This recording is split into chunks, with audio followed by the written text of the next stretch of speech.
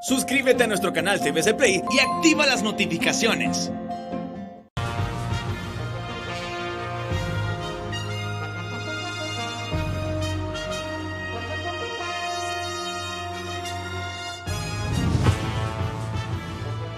Desde el Centro de Noticias en Televicentro, para Honduras y el mundo, a continuación el foro líder de la televisión en Honduras. Frente a frente, con Renato Álvarez.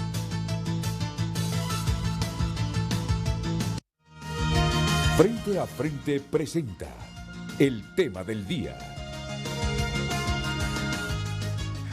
Miren, la información que escuchamos hace unos minutos en la cadena de televisión y radio nos llega frente a frente esta mañana como anillo al dedo.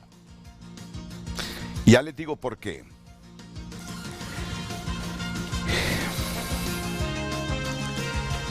Los hospitales en este momento no están llenos o están tan llenos de hondureños con la COVID-19 como hace unos meses.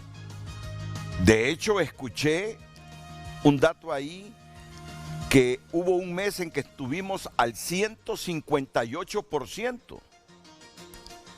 Miren que ese dato no se dijo cuando estaba ocurriendo, sino que hasta ahora, pero bien. O sea que estábamos saturados.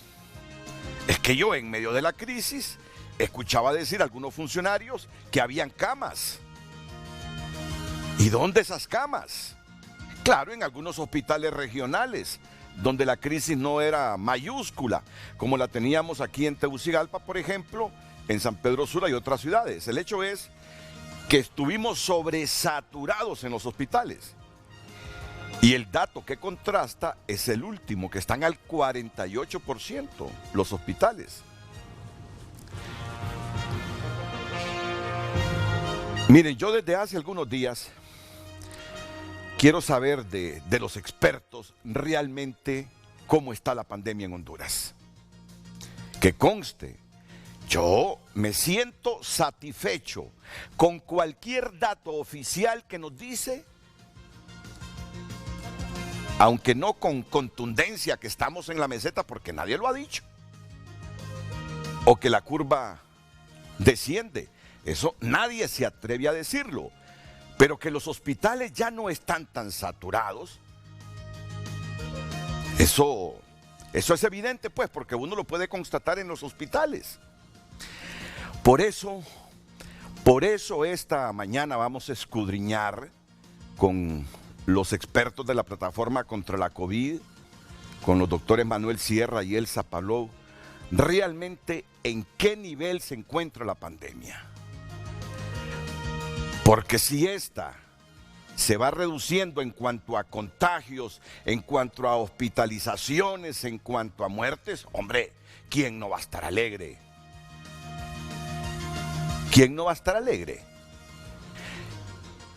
Yo, que porque termine de fracasar un gobierno, voy a querer que se mueran más hondureños o que sigamos contagiándonos o que colapsen los hospitales. Hombre, eso no está dentro de mi escala de valores. Eso no está dentro de la formación que se me dio de niño. Eso no está dentro de la educación religiosa que tengo. Eso no está dentro de las enseñanzas de mis padres. Eso no va conmigo, pues. Como buen hondureño que me considero, yo quiero que la pandemia se nos vaya. Yo quiero que se reduzcan todos los números de contagios y de muertos. Porque si por egoísmos políticos voy a querer que esto fracase, que los muertos se tripliquen, que creo que ya hay como 5,000 muertos. Yo soy de los hondureños que creo que esa cifra oficial que nos dan todos los días es corta. Yo creo que aquí hay el doble o triple quizás de los muertos. Por lo que nos dicen la Asociación de Funerarias, de la cantidad de personas que han sepultado en los últimos meses. Entonces, aclaro esa premisa, pero igual yo quiero contrastar los datos oficiales con los datos de organismos independientes. Y si coinciden, yo me voy a sentir satisfecho. Y si hoy en la mañana me dice el doctor Manuel Sierra o la doctora Paló, mire Renato, yo creo que hemos llegado a la meseta, o yo creo que esa curva va descendiendo. Alegre, alegre. Igual de preocupado si me dice, o si me dicen, no, estamos en el momento más peligroso. Y ahí sí me voy a sentir preocupado. ¿Saben ustedes por qué? Porque yo sí miro relajamiento en este momento. Yo sí miro relajamiento. Más gente en la calle, la gente más relajada. Y que conste, voy a decir lo que mis ojos han visto. Si he visto, no digo que disciplina o rigor en la gente para guardar el distanciamiento social, pero sí miro más gente con mascarilla.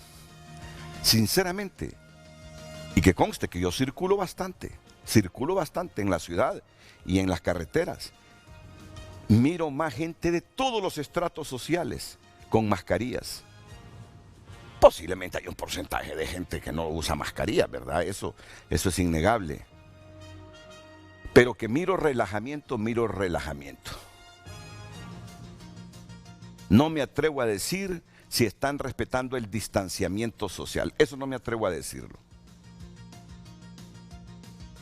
Pero sí quiero saber, con toda franqueza, quiero saber en qué fase está la pandemia en Honduras. Si estamos mejorando, excelente.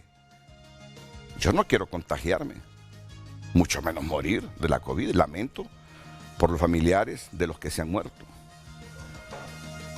Pero no quiero relajamiento porque la economía se va abriendo más. No quiero que la gente se confunda, que la apertura económica la interpreten como que ya va pasando esa pandemia. Cuidadito, porque esto sería el momento más crítico. Si creemos que por la apertura o la ampliación de más rubros en la economía es que esto va pasando.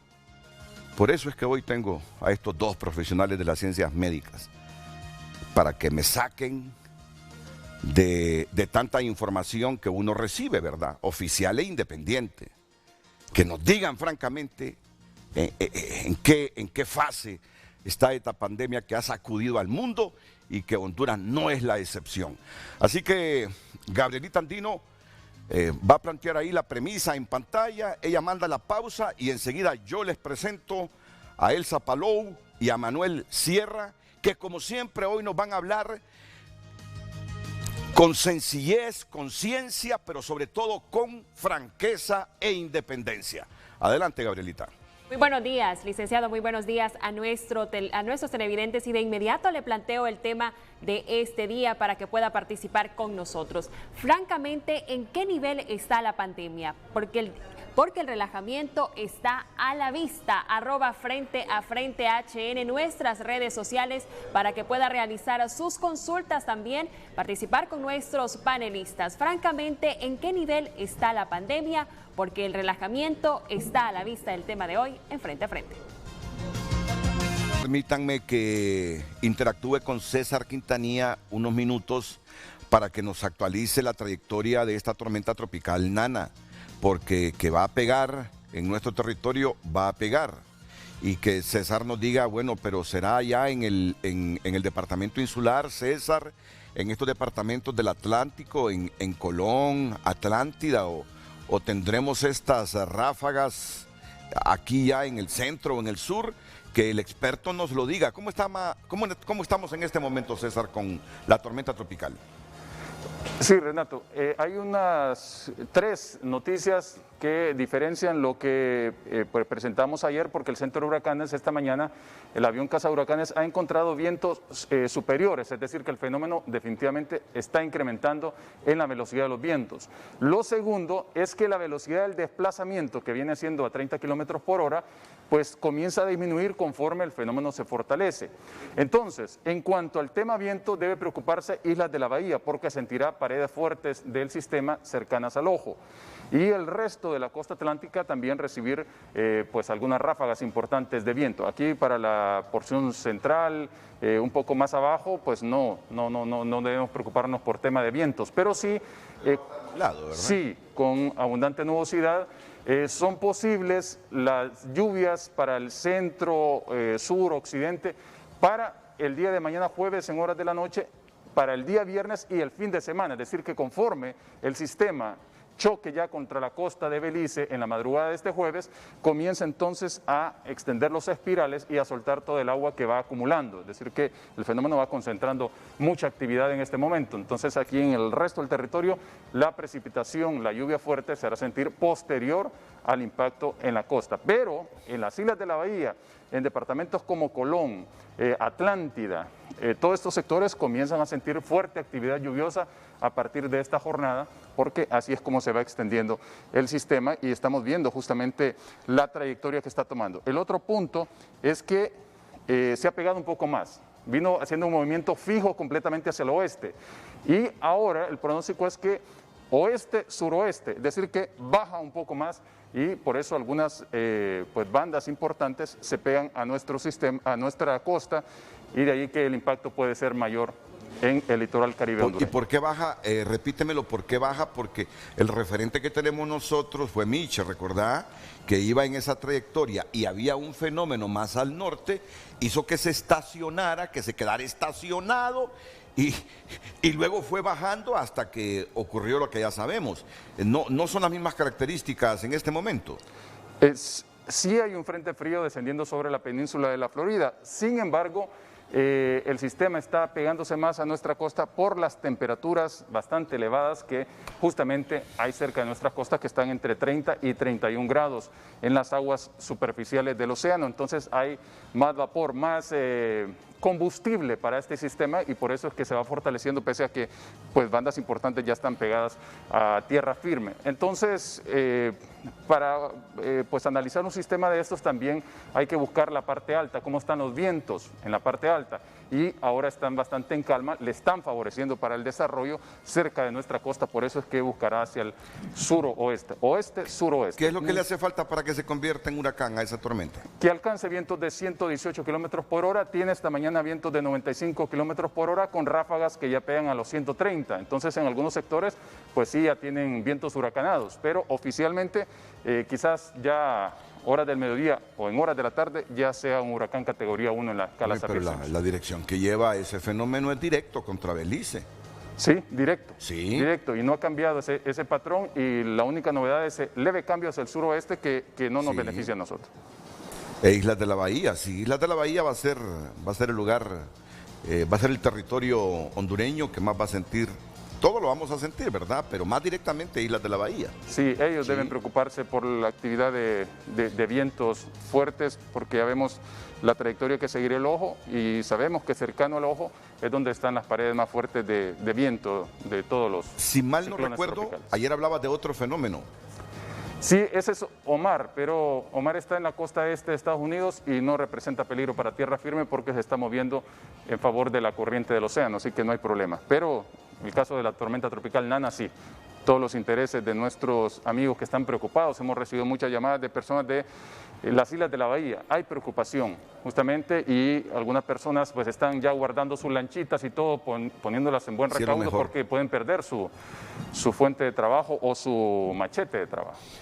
Y bueno, estar Por el pendientes oleaje, de lo que haga ese fenómeno en Belice, porque ahí hay muchos hondureños, es decir, fuera de la gente que es beliceña, hay mucho guatemalteco, mucho hondureño, y esa trayectoria que lleva es pegar de frente con Belice. Muchas gracias, César. Sí, finalmente, Renato, el otro elemento que no le informaba es que ayer se hablaba, el pronóstico del centro de huracanes era de 2 a 4 pulgadas en nuestra costa, de lluvia específicamente. Hoy habla de 3 a 6 pulgadas y hasta 8 pulgadas, es decir que podemos pues recibir bastante precipitación en la costa norte. Sí, sí. Bueno, muchas gracias, César. A la orden.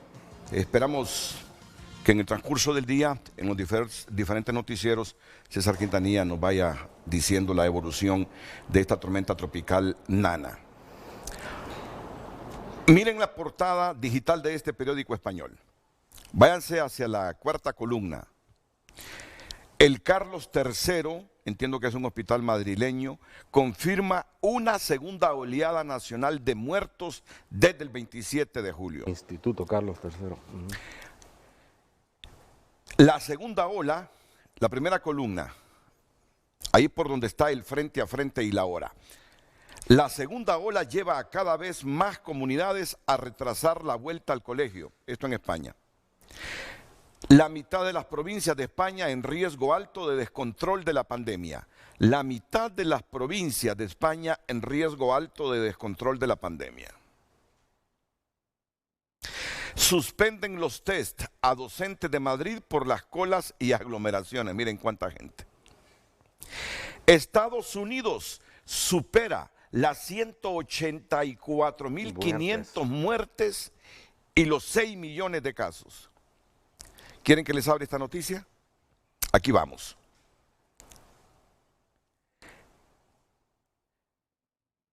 El riesgo de contagio de COVID-19 en el transporte público es de menos del 1%. Vamos con la noticia. Por lo que sabemos de los coronavirus de animales, va a ser difícil conseguir una vacuna eficaz. Bueno, no abrí justamente la noticia que quería. Así que ya en el transcurso del programa lo voy a hacer. Pero algunos países como España, de verdad que están sumamente preocupados por estos rebrotes. España llegó a tener 1.600, 1.700 muertos diarios. Si podemos volver aquí, por favor. 1.700, 1.800 muertos diarios. Y les preocupa que estos rebrotes que hay en casi todas las provincias reactiven aquellas jornadas de los meses de abril, de mayo en España. Muy bien, presento a mis invitados, el doctor Manuel Sierra. ¿Qué tal, doctor? ¿Cómo está usted? Muy buenos días, Renato. Buenos días a la teleaudiencia. Siempre es un placer colaborar. Muchas gracias, doctor. Y sobre todo tratar de informar, de educar a nuestra población y de reflexionar sobre esta pandemia de la cual todo el mundo estamos aprendiendo. Así es. Doctora Elsa Palou, bienvenida. Buenos días. Muy buenos días, Renato. Muchísimas gracias por la invitación. Tratando de colaborar siempre con el país y de dar la información que sea factible de comunicar a la población. Muchas gracias, doctora.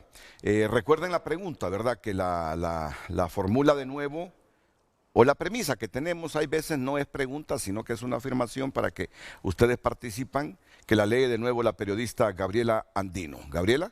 Así es, licenciado. Francamente, ¿en qué nivel está la pandemia? Porque el relajamiento está a la vista. Francamente, ¿en qué nivel está la pandemia? Comienzo con el doctor Manuel Sierra.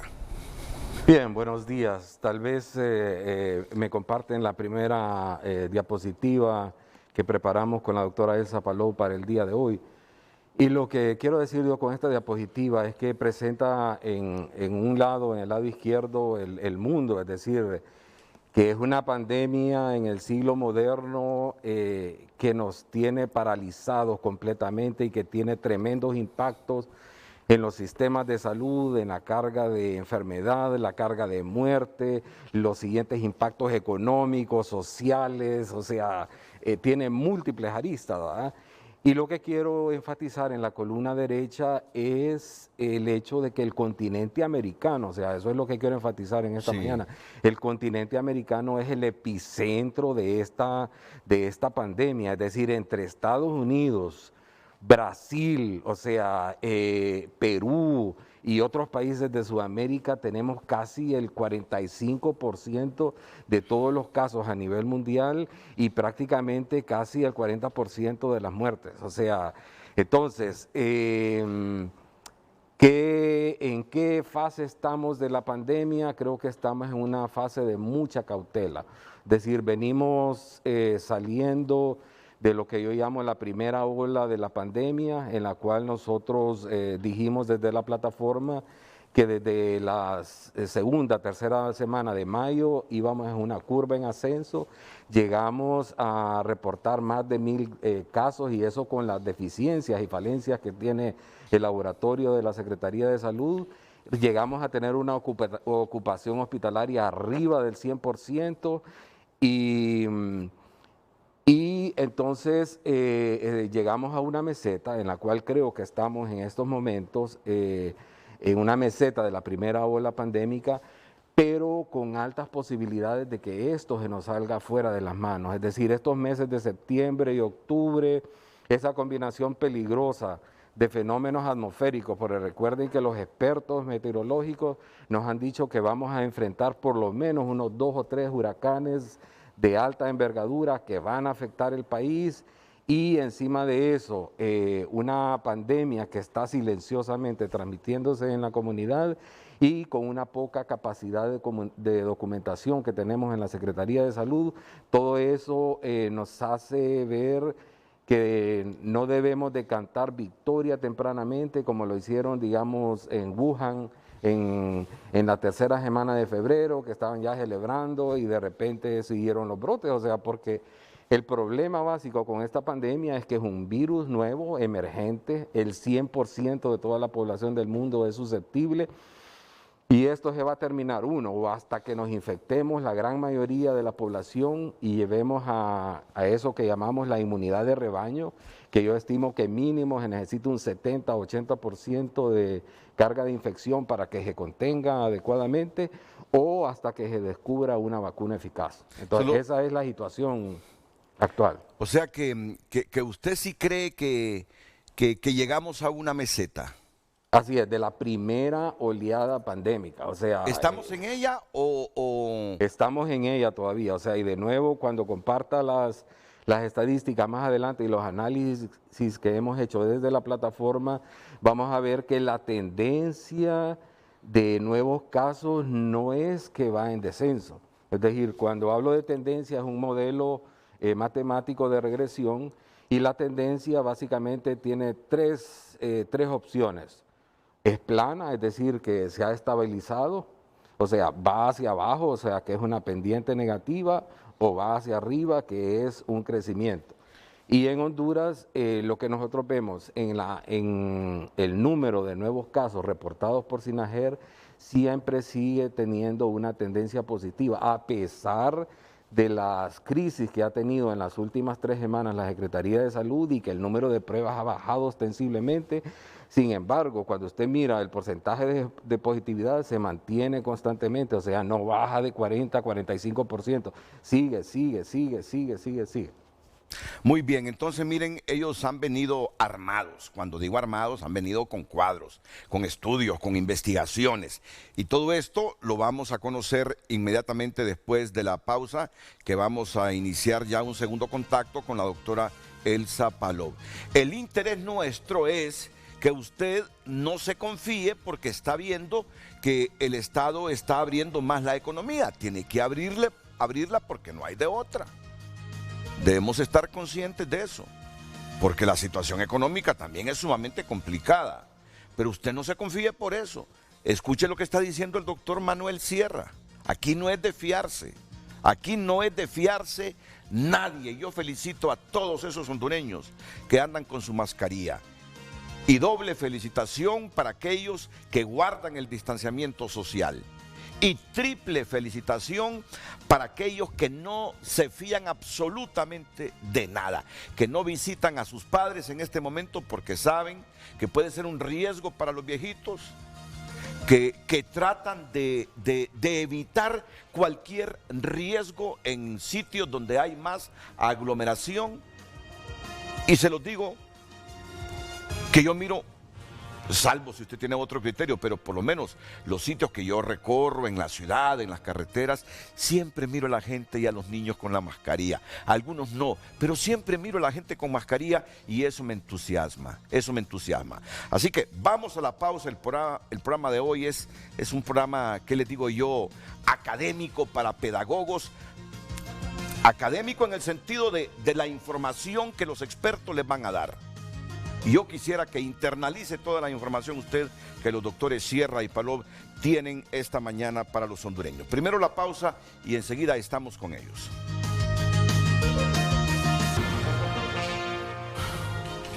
Bueno, vamos con los cuadros, por favor, para que ya la doctora Palop y el doctor Manuel Sierra comiencen su disertación esta mañana aquí en Frente a Frente. Vamos con usted, doctora Palop. Bueno, muy buenos días y muchas gracias. Vamos a empezar con los primeros cuadros. Yo tengo unos segundos de retraso aquí en la casa, pero quiero decir que estoy de acuerdo con el doctor Sierra en que estamos en una meseta de la primera oleada, pero es importante decir que en los últimos datos que hemos recibido en la última semana epidemiológica siempre se ve un mayor número de casos. Aquí tenemos la primera diapositiva. ¿En qué etapa estamos de la pandemia? Estamos en la etapa de transmisión comunitaria. En este momento cualquier persona puede ser positiva y vamos a ver que tenemos varios casos sin síntomas, pero con pruebas positivas tanto de PCR o de antígeno o de anticuerpos. ¿Cuáles son las lecciones aprendidas con la pandemia? Esto lo vamos a ir viendo en la medida que veamos la presentación. Sabemos que este virus es un virus de tener cuidado, altamente contagioso, que es capaz de producir muertes en personas jóvenes, tanto como en personas con edad avanzada, con comorbilidad o sin comorbilidad, ¿verdad? ¿Y hacia dónde vamos con la pandemia? Eso lo vamos a ver con los próximos cuadros. Si podemos tener el siguiente cuadro, por favor. En el siguiente cuadro nosotros vamos a ver cómo está la situación mundial. Y la situación mundial va en aumento el número de casos y se ha visto que se duplican o triplican los números cada 3 meses, ¿no? Ahí tenemos. Inclusive menos de 3 meses. Ahí tenemos los datos. Todavía no veo, aquí tenemos los datos. Bueno, perfecto. Por ejemplo, vemos nosotros que en la primer pantalla 3.778.000 casos, en la segunda 12.859.000, allí hubo 3.4 veces más casos en menos de 60 días. Y si vemos la última pantalla, que es la más actual, ¿verdad?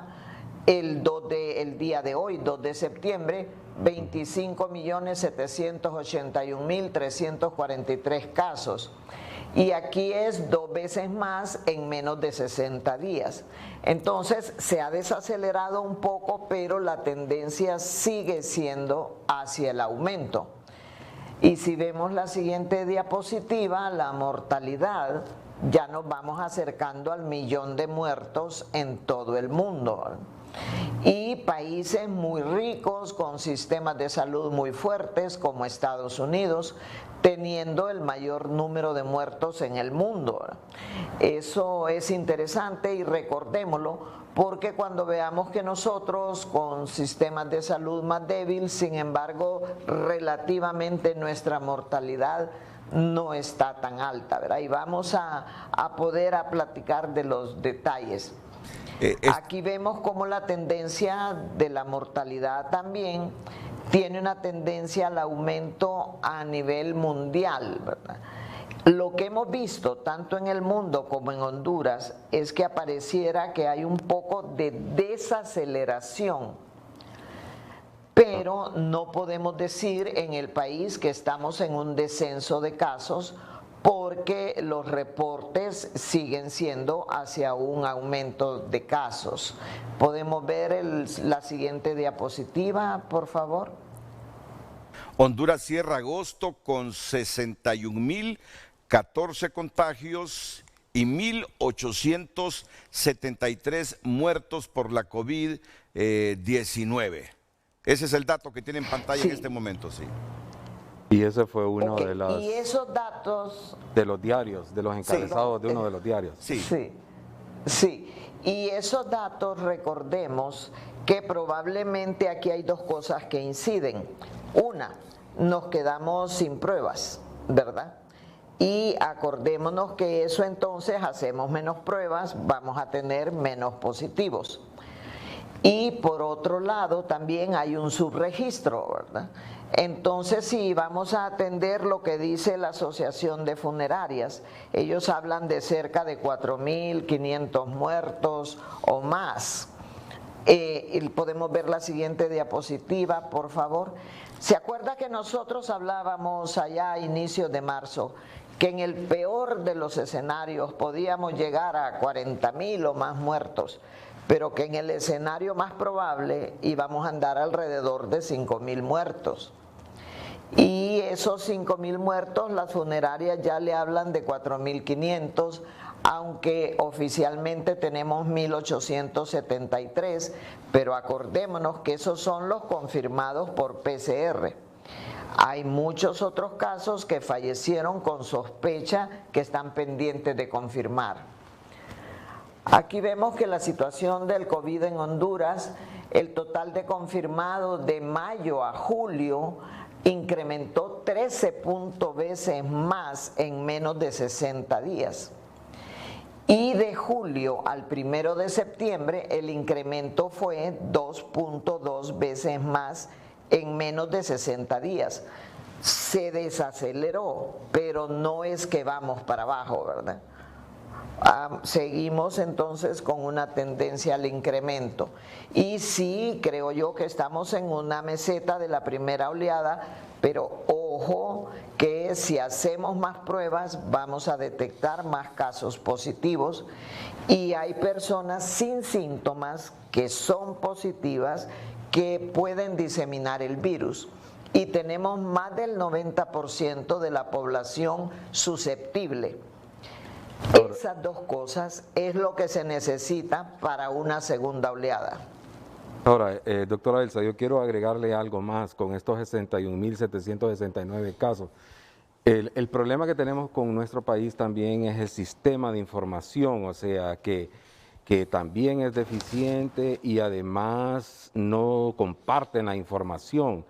Entonces nosotros tuvimos acceso a la base de datos hace aproximadamente unas 6 semanas y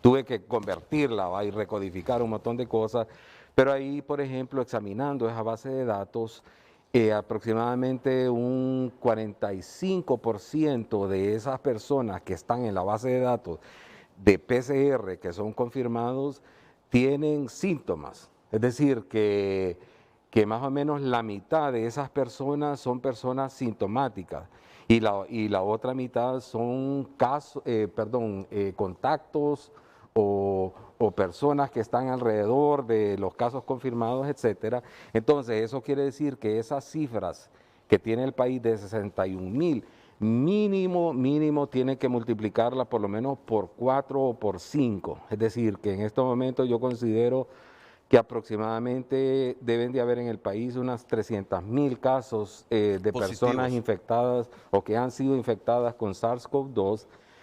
Y eso me lleva más o menos a estimar que en la población urbana, o sea, en las ciudades principales del país, yo he estimado que viven alrededor de 3 millones de personas.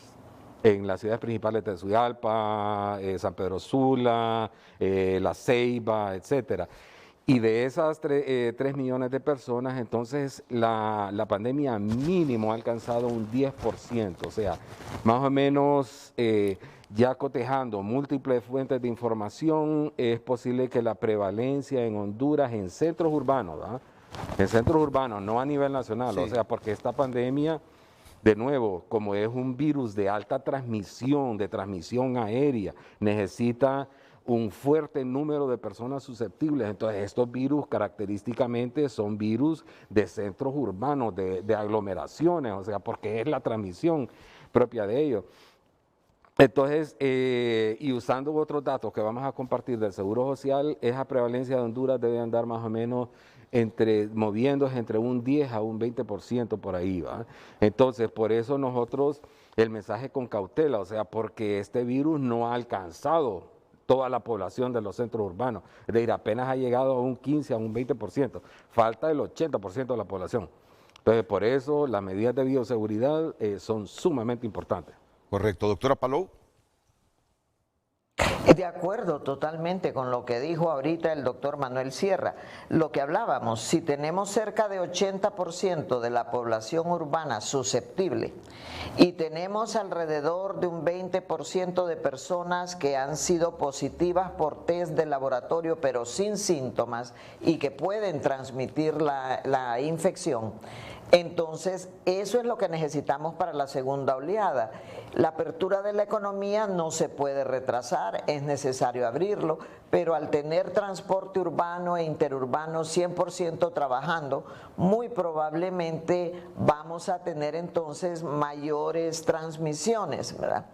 Y por tanto la posibilidad de una segunda oleada es real y es lo que le está pasando a España, a Italia, que le pasó a China, que le pasó a Corea, a Taiwán, lo vimos en Chile y por eso nosotros tenemos que seguir manteniendo las medidas de bioseguridad. La apertura económica es necesaria, pero tenemos que hacerlo de forma responsable todos, la población y el gobierno. Muy bien, entonces vamos a resumir. ¿En qué etapa estamos, doctor Sierra? Estamos en la meseta de la primera oleada pandémica, es decir, alcanzando un plató en el cual vemos unas proporciones como de alrededor de 40-50% en las estadísticas que nos comparte SINAGER, con un fuerte efecto que vamos a hablar más adelante en una tasa de mortalidad relativamente baja comparada con otros países, pero debemos de movernos con cautela. Me gustaría que profundizara sobre esa tasa de mortalidad relativamente baja comparada con otros países, doctora Palou, de la que me está hablando en este momento el doctor Manuel Sierra. Sí, bueno, ¿qué podemos decir? Nosotros tenemos un 3.1% de letalidad. Si vemos, Estados Unidos anda arriba de 10, si vemos Brasil también tiene números bastante altos, México, y países que son más fuertes económicamente, con sistemas de salud más fuertes que el nuestro. ¿Por qué nosotros tenemos menor letalidad? Creo que una de las cosas que ayudó definitivamente es la atención comunitaria, la apertura de los triajes, las brigadas médicas para detección de casos. Nosotros como plataforma lo recomendamos desde inicios de marzo, se hizo más o menos en mayo, pero no importa, ¿verdad? Se hizo y eso creo yo que estamos viendo el resultado. Hay menos pacientes llegando a los hospitales porque hay más casos atendidos en sus casas y en los triajes. El otro aspecto importante, fíjese que se ha demostrado en varios estudios médicos que los países que usaron la vacuna de BCG, que es la vacuna contra la tuberculosis, tienen menos mortalidad que los países que no la utilizaron. Honduras ha utilizado BCG. Eso podría ser algo también que podría estar influyendo. Esos son estudios científicos que se están llevando a cabo, no están confirmados, pero teorías que se están estudiando en detalle ahorita en Australia, por ejemplo.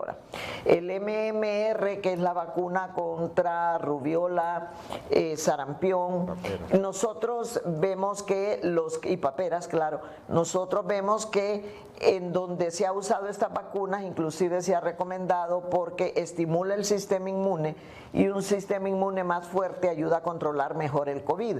Honduras ha tenido muy buenos niveles de aplicación de MMR. Entonces, de repente hay varios datos que tendríamos que analizar y esto es algo multifactorial. El haber iniciado la cuarentena el 13 de marzo también creo yo que ayudó. La iniciamos relativamente temprano, sobre todo la atención comunitaria.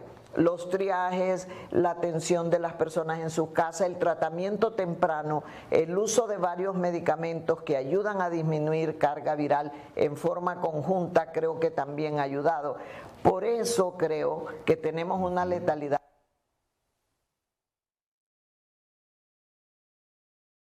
Se nos ha ido el audio.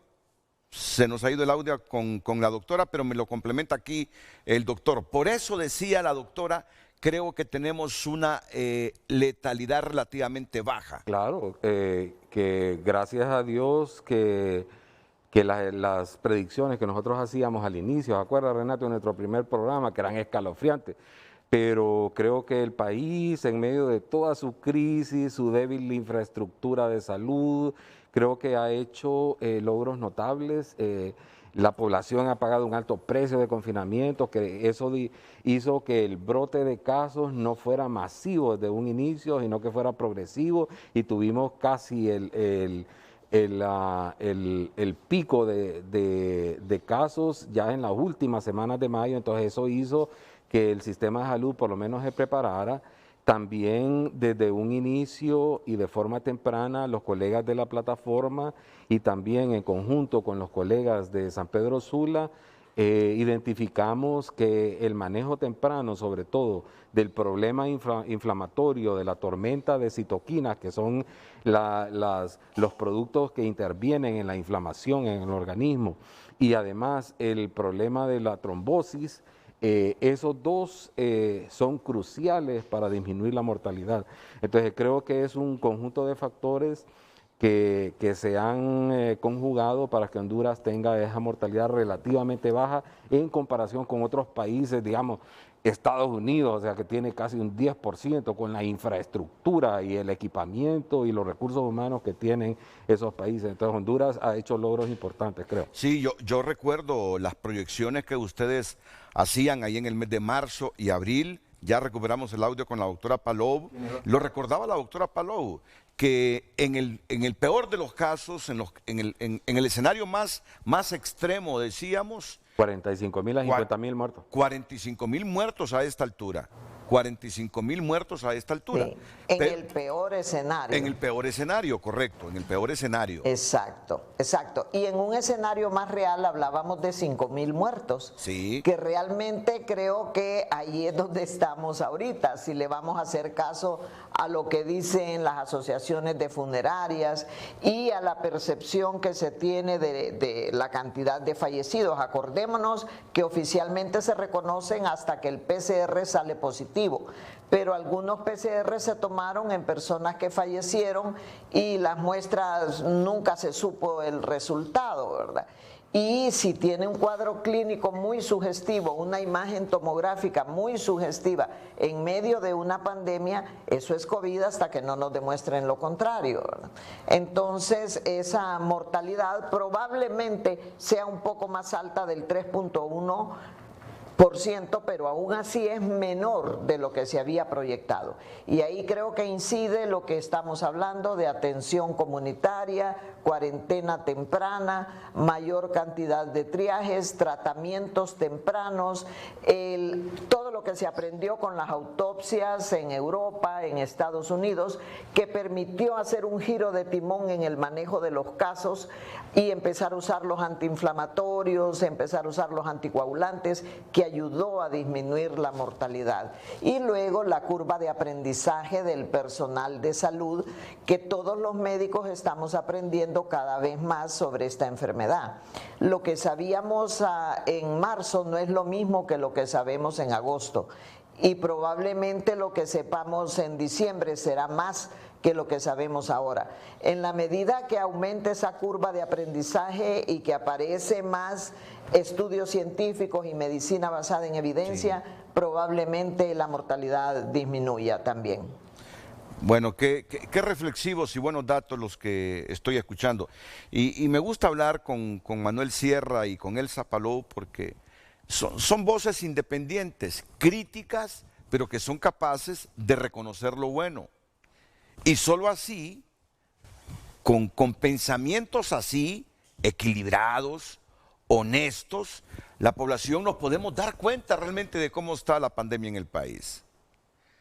Por eso es que yo primo la presencia siempre de Manuel Sierra y Elsa Palou, porque sé que tienen el valor para criticar, pero tienen también la fuerza para reconocer las cosas buenas que se han hecho.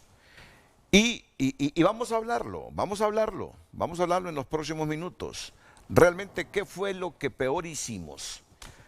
Y ya lo están anticipando. ¿Qué cosas buenas hemos hecho para que el peor escenario previsto para hoy es 3 de septiembre? 2 de septiembre.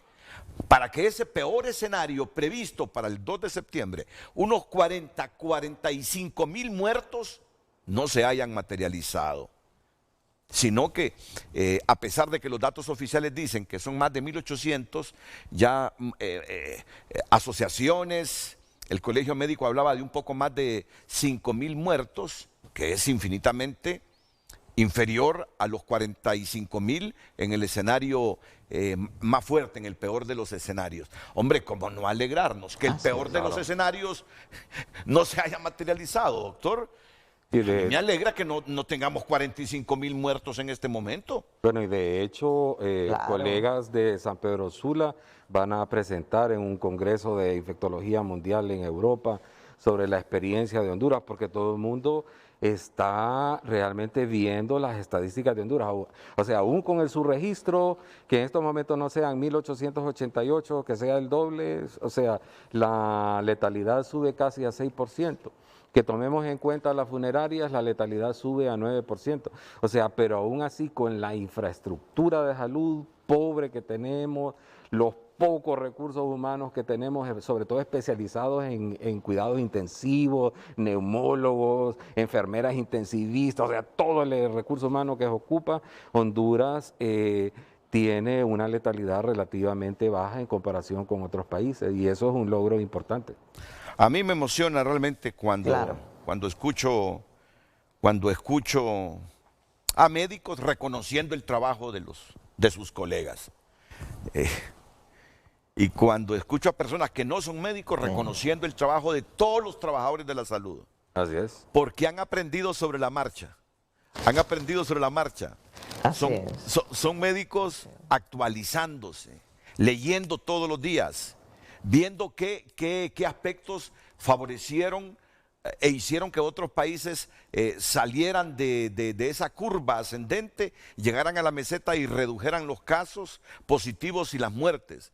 Y yo reconozco que aquí ha habido muchos médicos que se han actualizado, han leído y han aplicado medicamentos conforme los resultados en otras naciones, que lo decía la OMS, la OPS, y miren el escenario que tenemos. Miren el escenario que tenemos, no el peor escenario. Y aún a veces en desaveniencia con organismos internacionales, o sea, porque de nuevo desde la plataforma y lo mismo los colegas de San Pedro, estábamos a veces en contacto directo con colegas de Europa, colegas de Asia, colegas de Estados Unidos, o sea, preguntándonos, o sea, ¿qué estás viendo? ¿Cómo se está comportando? ¿Tenés datos de autopsia? ¿Qué medicamentos estás usando? O sea, entonces alrededor de todo eso fuimos generando una masa crítica de colegas en diferentes áreas, incluso en el área de laboratorio. La doctora Ivette Lorenzana estaba interactuando fuertemente con nosotros para dar al país las mejores recomendaciones. O sea, y creo que en algunos aspectos claves, creo que el presidente de la República nos ha escuchado, y recuerdo la primera reunión cuando tuvimos en Casa Presidencial, y él nos preguntaba, ¿hacemos efectivo el confinamiento o no? Y la respuesta unánime de todos los expertos que nos reunimos en ese entonces, hagámoslo. O sea, y él tomó la decisión, o sea, y el país se ha mantenido, y creo que gracias a eso el número de casos se fue suavizando y la mortalidad también fue suavizándose, dando oportunidad para todo lo que la doctora Elsa Palou ha afirmado. Nos faltan algunos cuadros. Sí, doctora, ¿usted quiere agregar algo? Sí. Quería decir que, por ejemplo, nosotros empezamos con la literatura médica, la interacción con otros colegas en diferentes partes del mundo, a recomendar un esquema de tratamiento con varios medicamentos de uso simultáneo. Capacitamos médicos del 911, capacitamos a más de 1.500 médicos de la Secretaría de Salud, junto con los colegas de San Pedro y la plataforma Todos contra COVID, intentando ayudar a disminuir mortalidad, a disminuir número de casos cada vez más complejos. Creo que todo ha ido sumando un poco y hemos tenido aciertos y desaciertos como país. Uno de los grandes desaciertos, no haber podido llegar nunca a las 2.000 o 3.000 pruebas de PCR al día, que era lo necesario para poder saber la penetración real del virus en la población hondureña y en la medida que supiéramos hasta dónde había penetrado el virus, poder tomar las medidas de contención precisas en el momento adecuado. Y eso es algo que no hemos podido superar, pero bueno, ahora sabemos que se ha decidido comprar las pruebas de antígeno, eso va a ayudar también a que sepamos realmente qué tantas personas infectadas tenemos. Ya tenemos ahora entonces la prueba de antígeno, el PCR, las pruebas de anticuerpos. Importante que las pruebas de anticuerpos como tamizaje se apliquen en maquilas, en lugares de grandes concentraciones. Y el tratar de evitar las aglomeraciones en este momento es muy importante, y de enfatizar a la población que no nos relajemos en cuanto a las medidas de bioseguridad. Tenemos más de un 80-90% de susceptibles, tenemos personas sin síntomas que son positivas, eso es lo necesario para una segunda oleada. Tratemos de retrasarla y cuando se dé, que sea lo menos agresiva posible. Bueno, gracias a Dios que habemos muchos que todavía no nos hemos infectado, ¿verdad? Uno tiene que agradecerlo al Creador. La doctora se infectó, pero ha superado. Han sido, ¿cuántos meses, doctora? 2, 3, ¿verdad? 2 meses aproximadamente. Estuve 10 días hospitalizada. Y más sí. de 2 meses, sí, y más de 2 meses positiva por PCR. Negativicé después del segundo mes de estar positiva. Me han quedado algunas secuelas, que ese es otro tema importante. Sí. La OMS ya ha dicho, cuidado países, estamos teniendo muchas secuelas pulmonares, cardíacas, neurológicas, y los países tendrán que prepararse para el manejo de las secuelas crónicas. Yo he quedado con algunas secuelas pulmonares, pero pues a Dios gracias mejorando, ¿verdad? Pero es importante que además estemos pendientes que todos los recuperados, que son más de 12,000 en el país, también estemos pendientes de en qué momento presentan las secuelas y cómo manejarlas.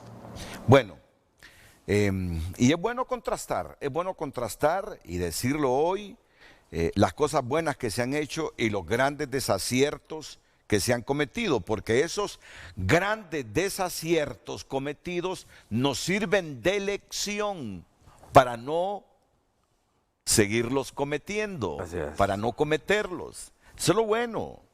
Reconocer, ser autocrítico, decir, en esto anduvimos bien. Esta decisión fue correcta, esta decisión contribuyó, esta decisión fue oportuna, pero igual, admitir los errores, porque creo que no hay país en el mundo que en este momento no se esté autocriticando a nivel de gobierno cuáles fueron los errores cometidos, porque esos errores les sirvieron a ellos para aprender lecciones, no seguirlos cometiendo, y a nosotros deben servirlo. Por eso hablemos con toda la franqueza del mundo, así como reconocemos los aciertos, reconozcamos y digamos, porque ustedes son los que saben los desaciertos, para que no vuelvan a ocurrir. ¿Cuáles son las lecciones aprendidas? ¿Hacia dónde vamos? Y miren que esto va a ser interesante también para que lo abordemos. Y no con el ánimo de perjudicar en lo absoluto, hombre, todos queremos que se tomen las mejores decisiones para que esa pandemia vaya en declive en Honduras. Todos lo anhelamos, yo lo anhelo, pero me gustaría saber francamente cuáles son los medicamentos que han resultado más efectivos, porque ha habido controversia sobre eso en el país, para el tratamiento de esta pandemia. Yo sé que ustedes tienen ética, tienen moral, tienen conocimiento, tienen independencia, y nos pueden decir hoy con toda franqueza cuáles son los medicamentos que al final se ha comprobado resultaron efectivos para el tratamiento de la pandemia. Después de la pausa, más algunos cuadros reflexivos con buena información que tienen los doctores Elsa Palou y Manuel Sierra. Las pruebas positivas eran en tiempo real, diarias, y no, ni siquiera eso. O sea que cuando le dicen hoy se hicieron 1.600 pruebas, 1.020 resultaron positivas. son de semanas anteriores. Entonces yo digo, ¿para qué nos dan una información que no es actual? El número de muertos, que dicen, hoy hay 13 fallecidos, no son del día de la cadena, son de días o semanas anteriores. Yo les digo, y esta es una crítica constructiva, no tiene razón de ser esa cadena con los datos diarios porque no son actuales. Así es. No son actuales. Sin embargo, con esos pocos datos uno puede ver cuál es el comportamiento.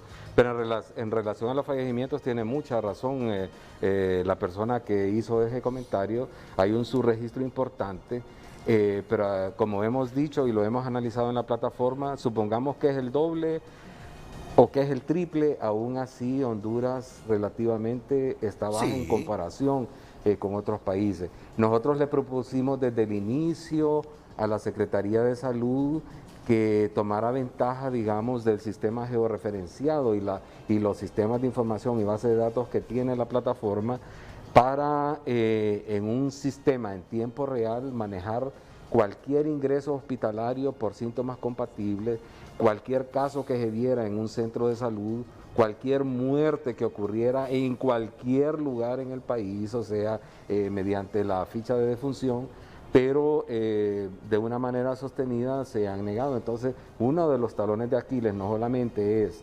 el laboratorio per se y el acceso a pruebas, pero también los sistemas de información en el país son sumamente deficientes y eso hace que esa apertura inteligente sea fuertemente criticada por nosotros porque la única manera de hacer una apertura inteligente es contar con datos confiables y oportunos.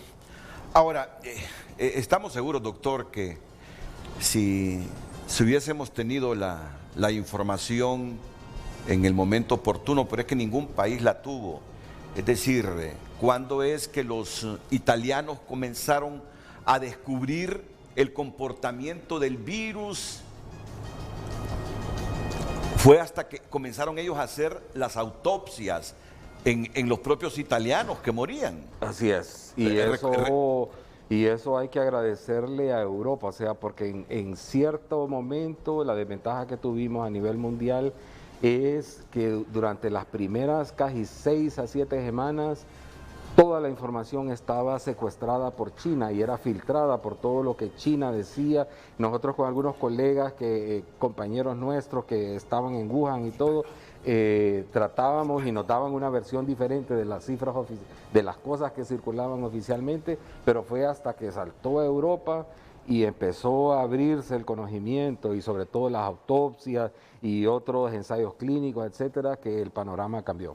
¿Qué fue lo que nos aportó Europa, Italia, España y algunas otras naciones en relación al tratamiento que estábamos dándole aquí a la gente nosotros? Cuando ellos comenzaron a descubrir qué, por ejemplo. Creo que fueron varias cosas, ¿verdad? Una que es el análisis de mortalidad, pero unido a eso las autopsias, que eso permitió identificar las dos cosas importantes, una que es el fenómeno trombótico, las lesiones que producía el propio virus en todos los aparatos y sistemas del organismo, y el otro también importante es el acceso a pruebas más finas de laboratorio. Entonces eso permitió ver que esa tormenta de citoquinas y todo ese fenómeno inflamatorio y la cascada que produce era una de las lesiones principales por las cuales las personas fallecían. Y nos dijeron los medicamentos. Sí, doctora. Por favor, Elsa, sí. La otra cosa que nos enseñó Europa también, los estudios de Marsella, por ejemplo, combinando medicamentos como hidroxicloroquina, acitromicina, con el uso también del zinc, los estudios españoles también sobre esto, el uso de los medicamentos que disminuían carga viral en un inicio, y luego la combinación de los anticoagulantes con los esteroides, los antiinflamatorios, que ayudaban muchísimo una vez que se producía lo de la tormenta de citoquinas y la inflamación en el pulmón. Esos estudios se dieron bastante en Europa, continuaron en Estados Unidos. Están los de Zelenkov, por ejemplo, en Nueva York, y están también los estudios en América Latina que se han publicado.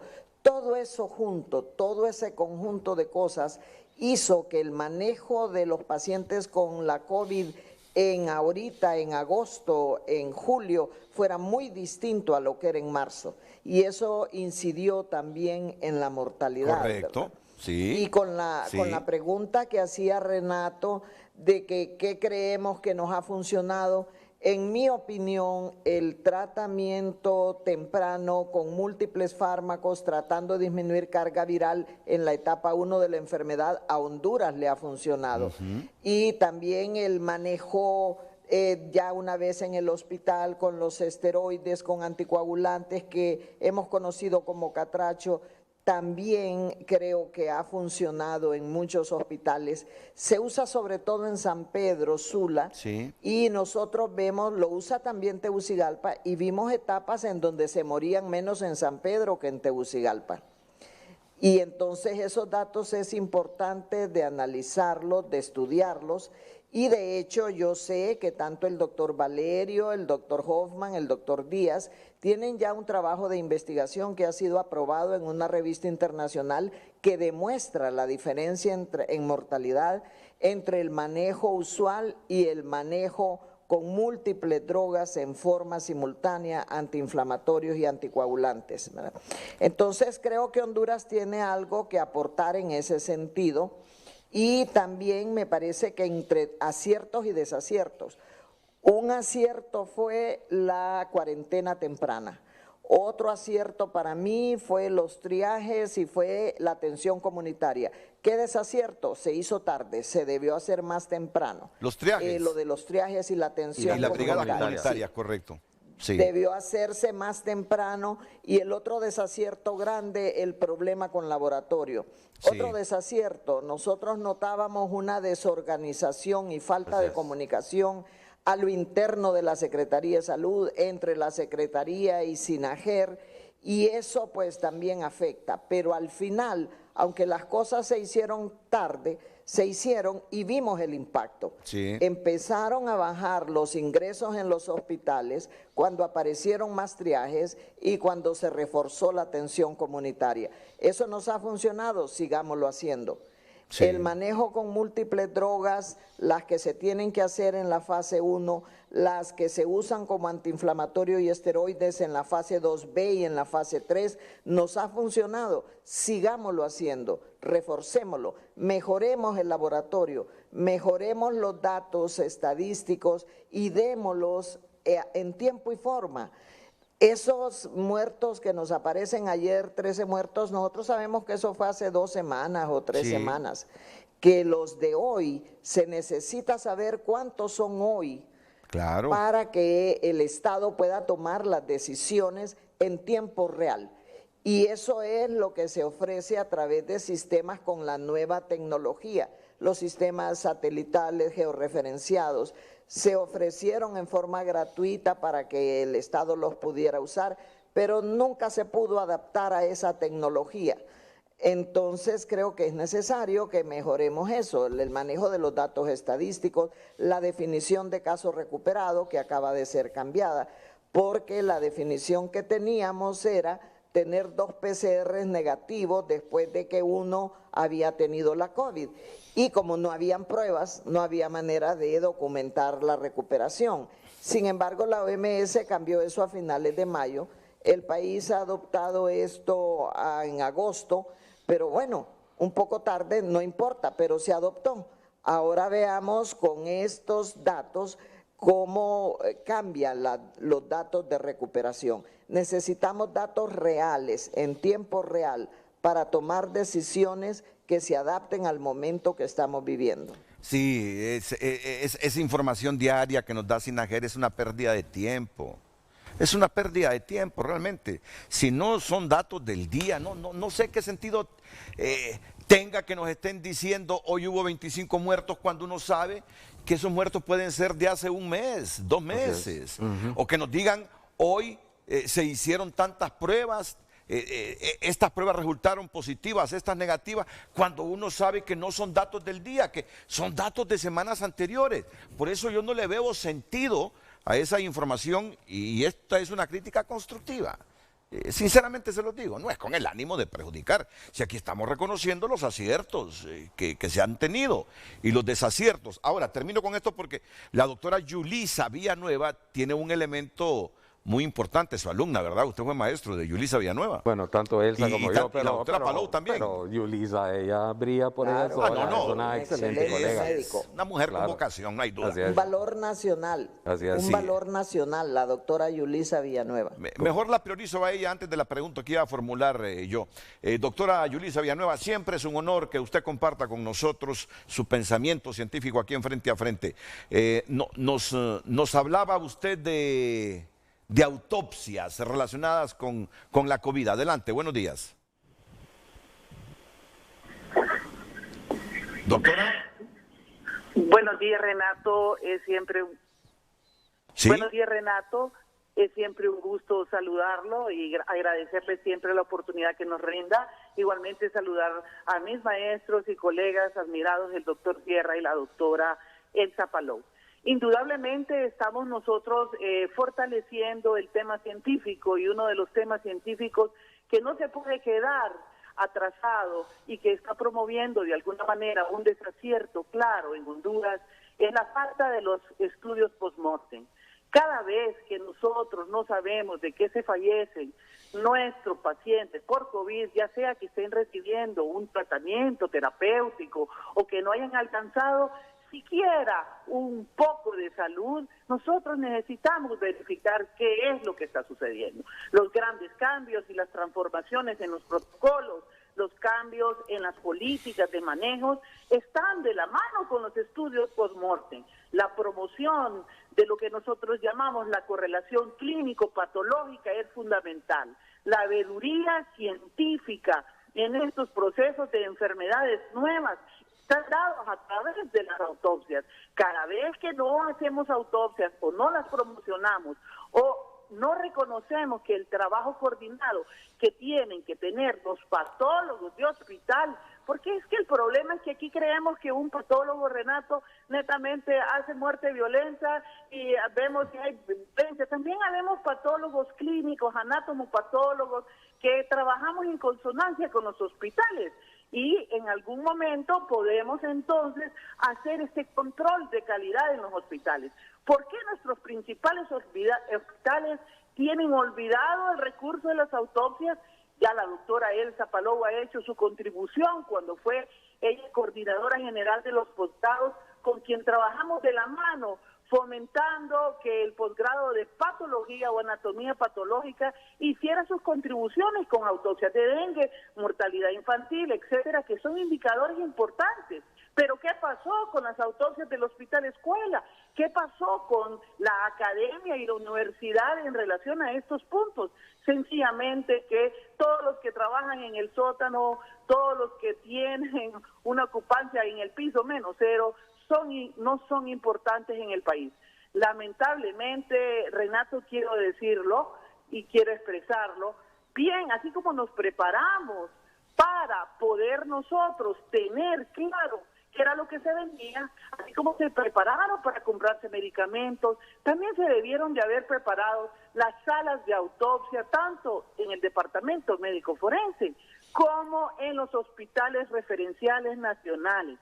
Cada vez que una muerte representa una amenaza a la salud pública, debe de ser una autopsia, no digamos una autopsia de una persona que está privada de libertad y que también muere por COVID. Esta persona es responsabilidad del Estado. En ese sentido, quiero decirle que mi preocupación va más allá, porque estamos trabajando en sus registros, estamos trabajando a ciegas. ¿Acaso yo podría decirle, bueno, y la pregunta es, con el afán de contribuir, por supuesto, como lo dice la doctora Palou y el doctor Sierra, todos los pacientes que recibieron catracho en Honduras murieron por complicaciones multiorgánicas o murieron a efectos adversos de algún medicamento? Se logró descartar en Honduras que la hidroxicloroquina es un medicamento cardiotóxico que pudo haber provocado una condición no beneficiosa en el paciente, a pesar de que tenemos otros estudios que nos dicen que cuando se utilizó hidroxicloroquina en otras patologías fue un efecto muy positivo. Sin embargo, y lo quiero decir aquí, esta es una enfermedad nueva. La doctora y la maestra mía me lo está diciendo ahí, me está diciendo, Renato. Es una enfermedad que está cambiando y que debemos estudiar. Yo estoy segura que si ya hubiéramos hecho las primeras 50 autopsias en un marco de un protocolo, como lo ha propuesto el doctor Valeriano y otros expertos epidemiológicos que me han buscado, etcétera, ya tuviéramos una diferencia significativa de datos que exportarle no solo a los científicos nuestros, sino que también al mundo. Por eso hay un dicho, Renato, que dice que los patólogos lo saben todo, pero tarde. Sí. Es un vox populi que decimos en medicina. Yo creo que la contribución que podemos hacer también los patólogos es grande. Que tienen miedo los patólogos de Honduras de hacer autopsia. Yo incito, por ejemplo, al doctor, nuestro rector, que es también patólogo, para que nos ayude a contribuir a habilitar esa sala de autopsias. Créanme que si le dijéramos a la Embajada de Taiwán, Renato, ya le hubiéramos arreglado esa sala de autopsias. En este momento todos estamos preocupados por contribuir. Hoy mismo, por ejemplo, yo estoy aquí en San Pedro Sula acompañando a un grupo de expertos en todas las áreas, en áreas de medicina, de economía, etcétera, tratando de promover soluciones al problema de país. Queremos construir un problema de país que está latente, Renato, y que lamentablemente no se resuelve en base a la ciencia, sino en base a criterios débiles que no son adecuados. Correcto. Bueno, muchas gracias. Interesante lo que usted nos dice. Yo creo que... De acuerdo.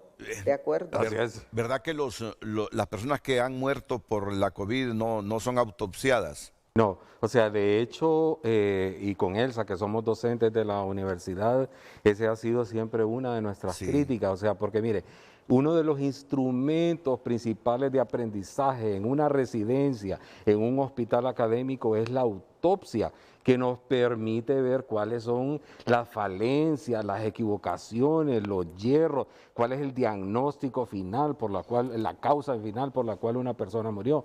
Y en el caso de Honduras, por ejemplo, con la plataforma y con la base de infectología, lo hemos discutido, hay un 40% de los fallecidos en Honduras reportados por SINAGER que no son adultos mayores, son personas entre 30 y 50 años de edad. O sea, el país necesita saber por qué se muere tanta gente joven, cuál es el problema, cuál es la causa. ¿Por qué murió tanta gente joven? 40% de los fallecidos no son adultos mayores. Producto del coronavirus, correcto. Del coronavirus. Así es. Y de acuerdo con la doctora Yulisa. Porque uno de acuerdo totalmente. Sí, sí. Uno solo dice... Y algo que me interesaba... Perdón. No diga, ustedes priman. Adelante. Adelante. Es que decíamos que, por ejemplo, estamos viendo algunos casos de trombosis masivas con COVID en personas relativamente jóvenes, 40 o más años, y también en personas de edad avanzada. Con autopsias sabríamos qué tan frecuente es esto.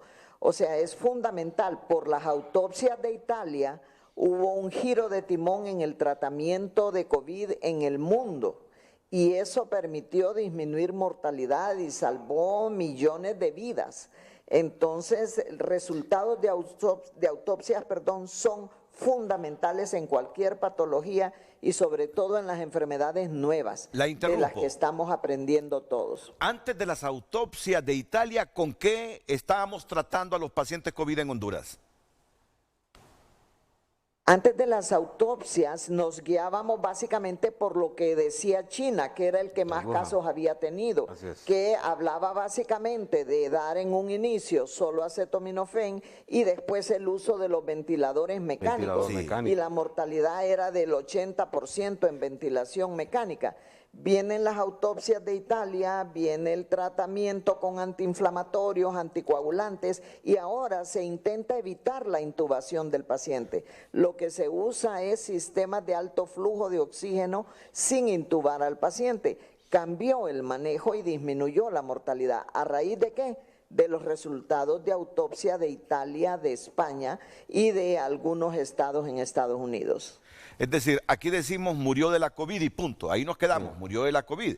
Pero ¿qué fue lo que le falló? ¿Fueron los pulmones al final? ¿Fue el páncreas? ¿Fueron los riñones? ¿Fueron las infecciones asociadas o qué pasó? No lo sabemos. Nos lo va a decir en detalle una autopsia. Uno puede tener una idea por exámenes de laboratorio y manifestaciones clínicas. Uno puede decir, este paciente, me quedé sin audio.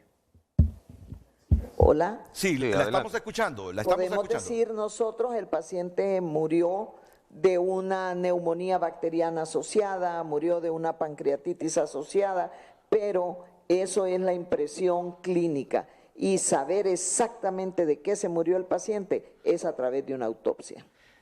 Y quisiéramos saber de todo, ¿verdad? No importa la edad, pero esas edades comprendidas entre 30 y 40 años que mencionaba usted. Entre 30 y 59 años de edad. Sería bueno conocer cuál fue la causa común de las muertes de esta persona. Y para finalizar este segmento, ya nos han dicho ustedes que las autopsias de Italia sirvieron para un cambio de timón en el tratamiento a los pacientes COVID. Y luego Nueva York, las autopsias de Estados Unidos que se sumaron. ¿Qué reflejaron las autopsias de Estados Unidos? Lo mismo. O sea, casi confirmaron exactamente lo que decían los italianos. La trombosis y el fenómeno inflamatorio como los principales responsables. Entonces ustedes comenzaron a dar aquí en Honduras anticoagulantes, antiinflamatorios. Desde así temprano, fue, ¿verdad? Desde la última semana de marzo empezamos con los colegas de Seguro Social a interactuar y hablar directamente con los colegas, o sea, de Estados Unidos y de Europa, antes de las publicaciones. Entonces eso permitió que el país fuera de avanzada en relación a algunas decisiones. Y uno no puede descartar, doctora Palou, doctor Sierra, que se hayan producido muertes como reacción al medicamento utilizado. Doctora. Sí, ahora sí, ya escucho, es que habíamos tenido un problemita. Sí, le digo que a esta altura uno no puede descartar que algunas muertes de la COVID haya sido producto de la reacción de algunos medicamentos. Bueno, esto es una posibilidad clínica. Sí. Les decía, y no sé si se escuchó, que uno puede tener impresiones clínicas en base a estudios de laboratorio, tomografías, electrocardiogramas, etcétera, ¿verdad? Y uno puede decir, creo que falleció de COVID más pancreatitis, COVID más neumonía bacteriana, COVID más infarto de miocardio, pero eso se lo confirma la autopsia. Si se murió o no de una reacción, se ha dicho mucho que la posibilidad de muerte por arritmias cardíacas, por hidroxicloroquina, pero eso uno lo ve en los monitores cardíacos en la unidad de cuidados intensivos, uno mira la arritmia. En los electrocardiogramas también uno mira la arritmia cardíaca y las arritmias cardíacas se pueden manejar con medicamentos antiarrítmicos. En una autopsia difícilmente uno mira murió de arritmia cardíaca, ¿verdad? Pero puede decir si de un infarto o si hay algún otro detalle. Yo revisé la literatura hondureña y ver qué tantos casos habían de arritmias cardíacas con hidroxicloroquina en los últimos 70 años. Porque en Honduras se ha usado mucho hidroxicloroquina como tratamiento de lupus, de artritis y de malaria. Y no encontramos ni un solo reporte. Sin embargo, obviamente uno no va a usar ese medicamento en pacientes cardiópatas, en pacientes con infartos recientes o pacientes con antecedentes de arritmias cardíacas. Por eso es que estos tratamientos deben de darse bajo vigilancia médica y siempre se recuerda no automedicarse. Ahora, sáquenme de una duda y lo aclaro. Yo felicito a todos los médicos que en función del conocimiento oportuno, aunque después se comprobó que de repente muchas soluciones para el tratamiento no eran las correctas, pero esto en la medida que se fueron haciendo las autopsias. Así es. El mundo reaccionó en función de las autopsias que iban descubriendo el comportamiento del virus. O sea que voy a preguntarles esto no por perjudicarme, porque aquí la gente todo lo malinterpreta, sino para tener el conocimiento científico adecuado. Hay que tener luz, no oscuridad. ¿La ivermectina ayudó a bajar la carga viral o no? En mi opinión, sí, combinado con los otros medicamentos como hidroxicloroquina, como acitromicina, que la acitromicina se utiliza por su efecto antiinflamatorio e inmunomodulador, además de antibacteriano, porque muchos pacientes con COVID tienen, además de la neumonitis inflamatoria, neumonía bacteriana o infecciones bacterianas agregadas. Yo creo que la combinación, el combo, para decirlo en hondureño, es lo que nos ha ayudado en la etapa 1 con medicamentos que ayudan a disminuir carga viral, como ivermectina, como hidroxicloroquina, como acitromicina, como zinc. Muy bien. Luego, en la etapa inflamatoria, los antiinflamatorios, los esteroides y los anticoagulantes en combo ayudan a disminuir los efectos de la tormenta de citoquinas. Muy bien. Y todo esto junto nos ayuda a disminuir carga viral. Y voy a ir un poco más allá. Sé que el 80% de los pacientes que adquieren el virus podrán curarse solitos. El problema es que cuando usted tiene un paciente enfrente, usted no sabe si él está en el 80% que se cura solo o en el 15% que se tiene que hospitalizar o el 5% que va a ir a cuidados intensivos.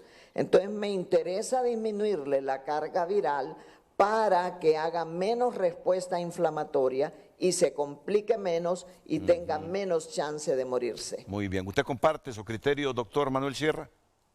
Claro que sí, o sea, como hemos discutido a profundidad esto. Sí. Ahora, sí quiero decirle, por ejemplo, a la audiencia que como miembros de la Sociedad de Enfermedades Infecciosas de Honduras, la opinión que Elsa y yo vertimos y otros colegas no es unánime. O sea, aún al interior de la Sociedad de Infectología tenemos desavenencias, no estamos de acuerdo, a otros colegas de alto peso también. O sea, es un punto controversial, pero nosotros con la plataforma damos nuestra mejor opción basados en un análisis sistemático, exhaustivo, casi metaanálisis de lo que se está produciendo a nivel mundial. Creemos que esto no es estático, o sea, es dinámico, pero de alguna manera vemos que quizás la historia nos está dando un poquito de razón en la manera como se está comportando en el país. Y me imagino que usted ha tenido discrepancias con la doctora Palou, la doctora Palou ha tenido discrepancias con usted. Tuvieron que ver todas las discusiones que teníamos hasta las 2 de la mañana en la plataforma y discutiendo, y lo seguimos haciendo de manera virtual, porque de eso se trata la ciencia, estamos entonces, aprendiendo. Quien discrepa al final, ¿qué hace?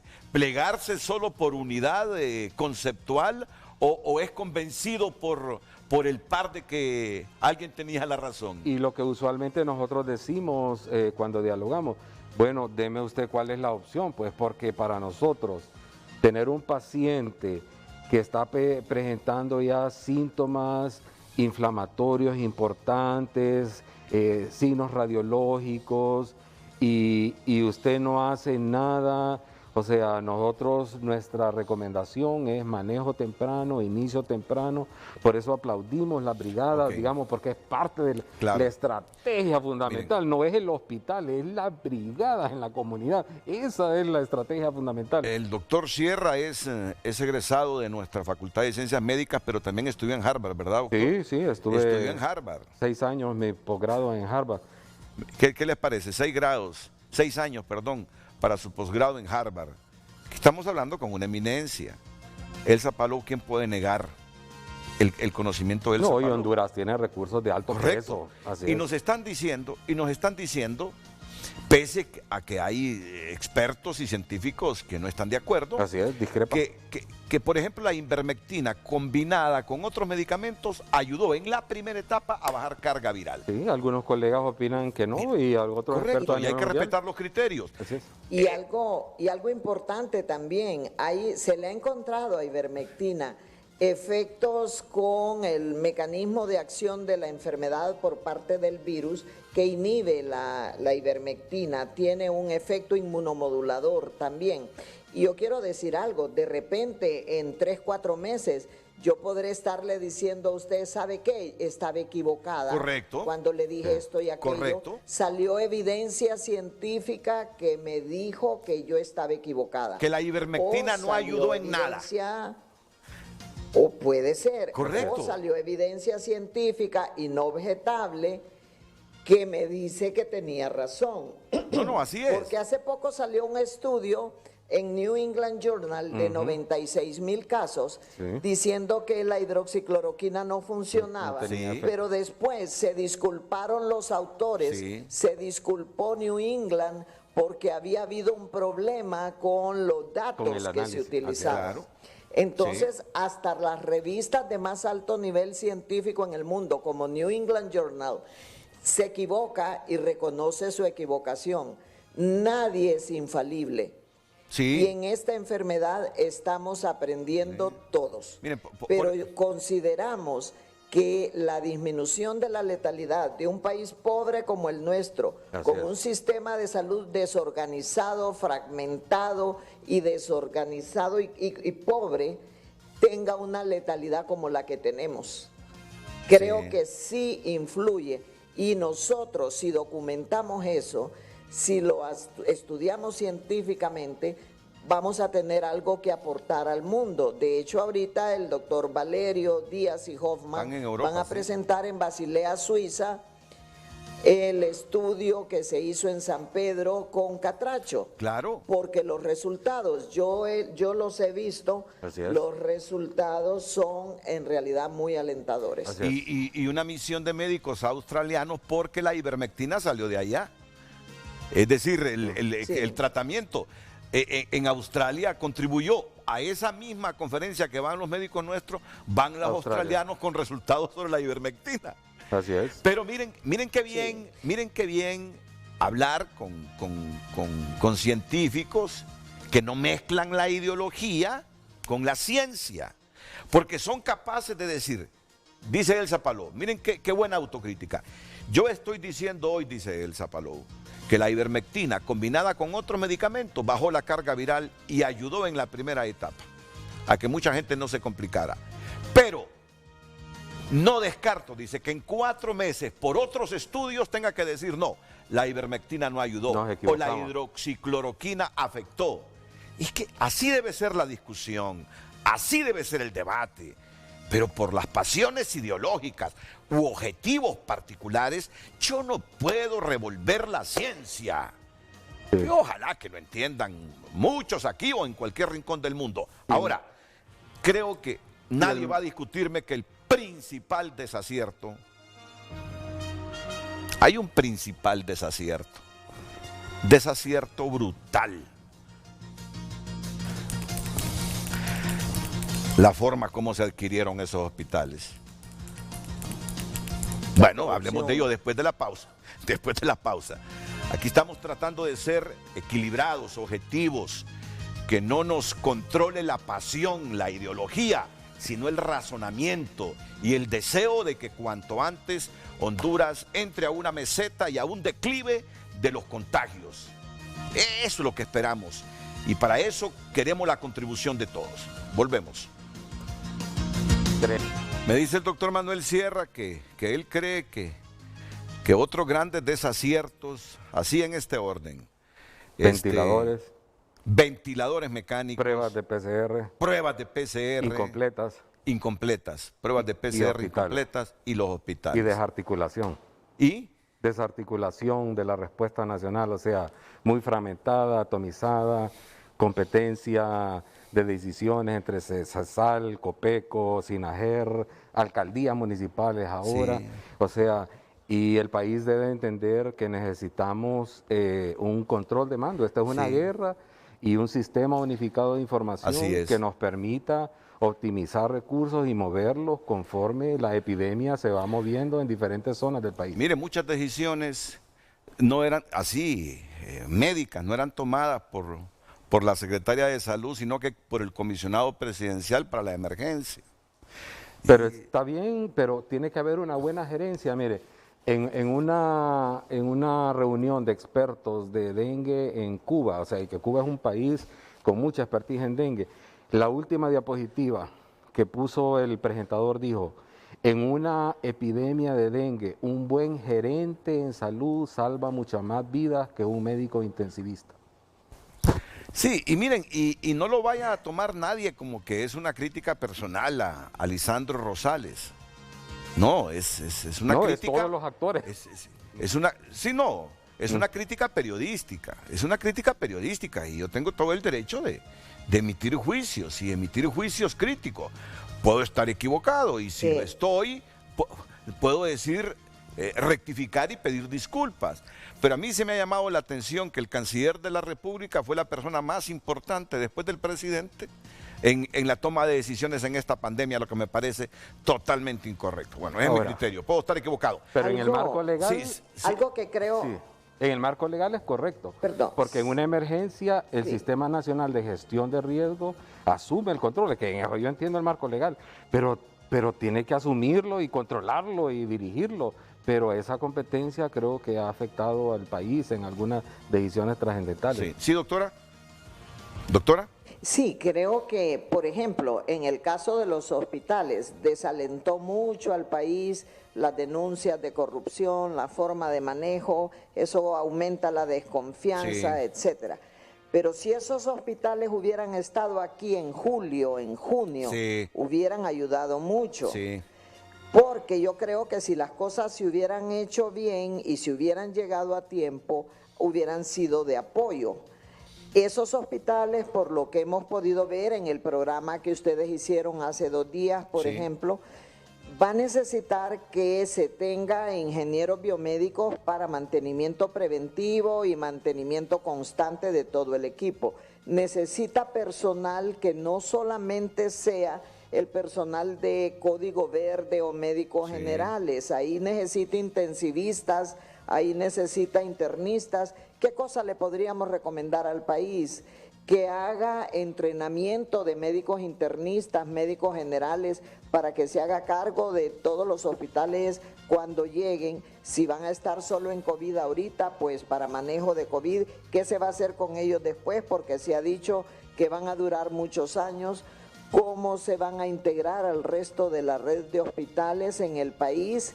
Y el mantenimiento, porque si no hay mantenimiento, en 3, 4 años el equipo que vino ya no funciona. Así es. Entonces, ya se hizo mal, llegaron tarde, pero están aquí, veamos de qué manera se aprovecha y veamos cómo el país se beneficia de la inversión que se hizo.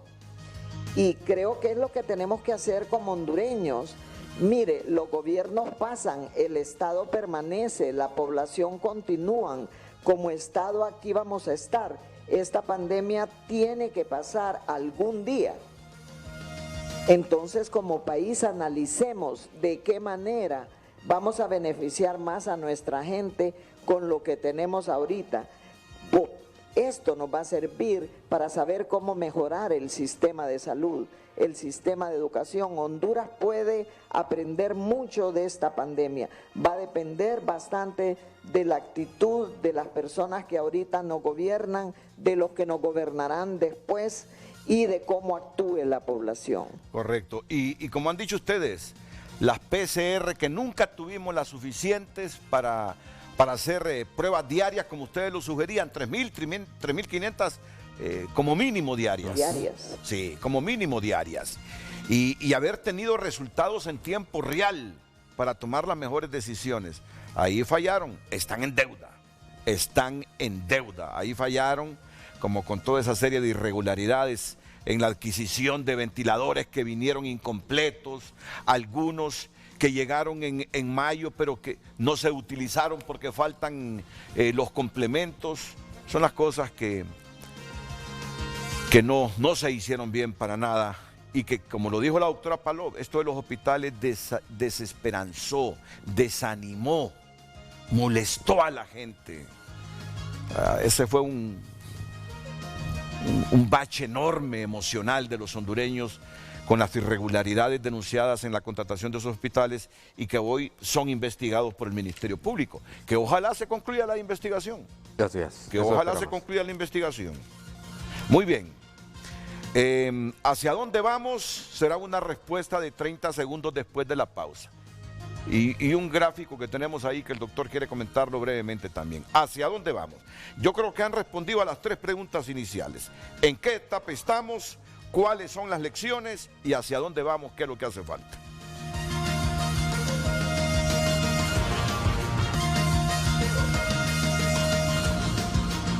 Ya unos 15, 20 segundos, doctora. ¿Hacia dónde vamos? Para no dejar de responder a esta pregunta. ¿Hacia dónde vamos?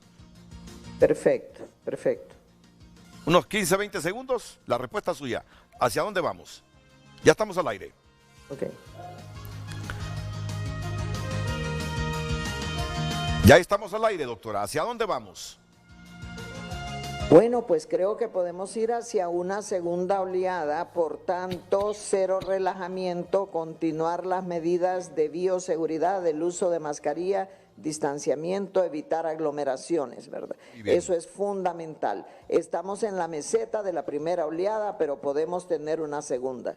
Muchas gracias por su respuesta. Y póngame la gráfica. Y la gráfica, con la gráfica de la positividad termina el doctor Manuel Porque Sierra. eso refuerza lo que la doctora Elsa Palou acaba de compartir. Esa es los datos de SINAGER de la semana 23 a la semana 35 que acaba de terminar hace un día. Y entonces ustedes miran la tendencia de la positividad a ir hacia arriba. Entonces, concuerdo completamente con la doctora Elsa Palou. Hay aciertos en Honduras, hay desaciertos, pero nos estamos moviendo ante las posibilidades de una segunda oleada y es importante que la población entienda que esto es una prevención combinada. No salga innecesariamente. Si tiene síntomas, quédese en su casa. Sí. No contamine a sus compañeros de trabajo o de la escuela. Correcto. Tercero, use mascarilla obligatoria. Lávese frecuentemente las manos. Y la otra parte importante, respete el distanciamiento físico. Todas esas normas en conjunto van a hacer que toda la población de Honduras y del resto del mundo salgamos adelante. Muchas gracias, doctor Manuel Sierra. Muchas gracias, doctora Elsa Palou, por compartir el frente a frente de esta mañana. Que estén bien y que se recupere totalmente pronto, doctora. Sé que va en ese camino hacia la recuperación total. Gracias, doctor. Muchas gracias. Que esté bien usted también. Gracias a ustedes dentro y fuera de la República. Las mañanas del 5 a continuación aquí en la pantalla líder.